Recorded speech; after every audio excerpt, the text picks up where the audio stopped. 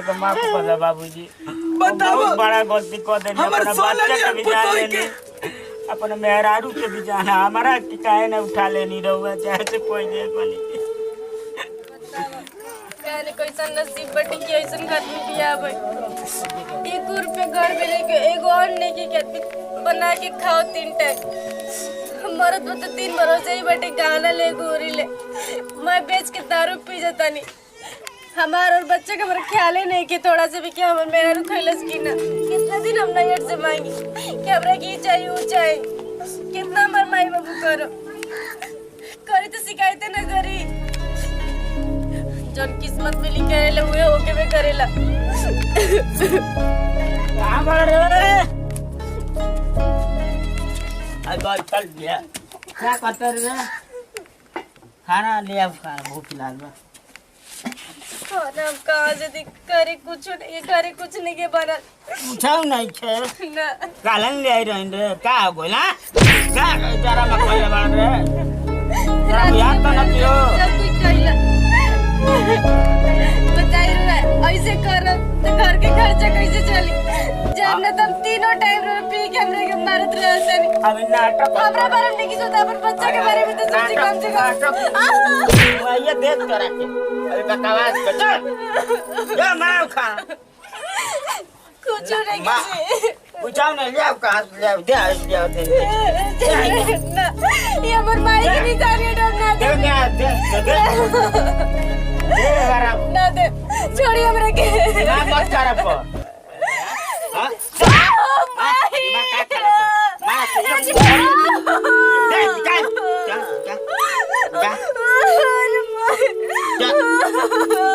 ये जना ट्रप कइले बिया मार अभी निकाल निकाल दादा बकवास को कर ये है चल ये जा मेरा दिमाग मार ये जा मर जानते ना जी पेट में बहुत दर्द हो रहा है अपने के जोड़ के मर जाए जी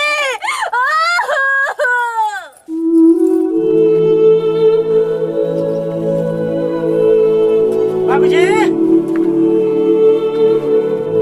बाबूजी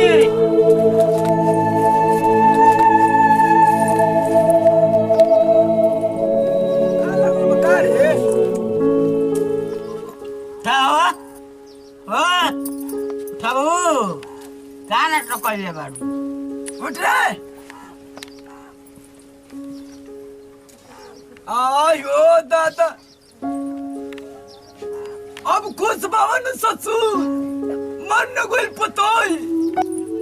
काय बाबूजी क्या कहता रो तोरा दरवे से प्यार बनू हैं अब खुश बावनु बताओ हमर सोना निहन पतोई रे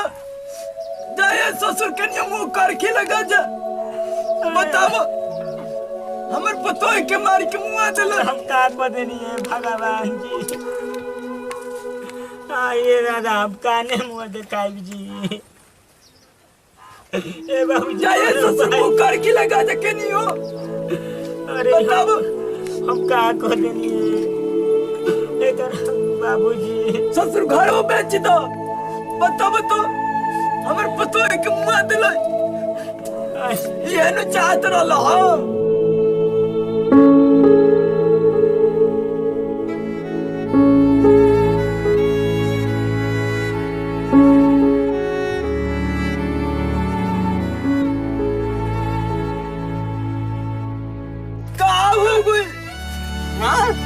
भगवान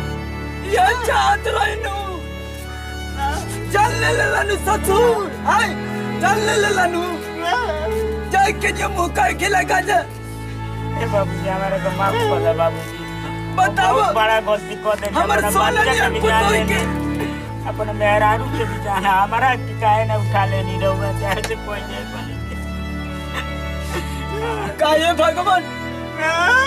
कैसा नहीं हमनी के दिन देखावो तो नहीं ए बाबूजी बताओ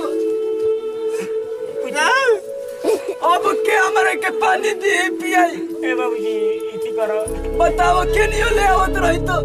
एक लोटा पानी देते रही अब के हमारे के पानी दिए भगवान घर द्वार मैं बेच दो हम जाते कनिया मुंह कर खिलेगा जी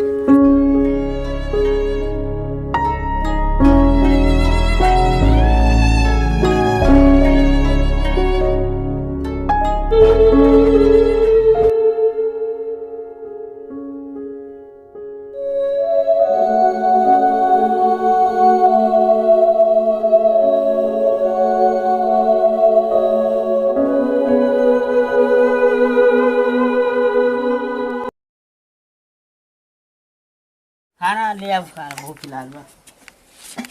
खाना अब कहाँ से दिख करे कुछ नहीं घरे कुछ नहीं के बनल पूछाऊ नहीं छे ना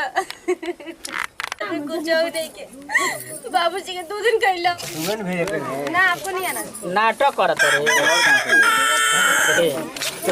फैन ठीक है नहीं तो नाटक करते रे अरे इधर हाथ में चल वो हाय आपको नहीं आना है अभी नहीं भाई चलो अरे हाला मत करो सर यार तनी चुप हंसो से मत बस पीछा से चप्पल मत पहनो तो पड़ा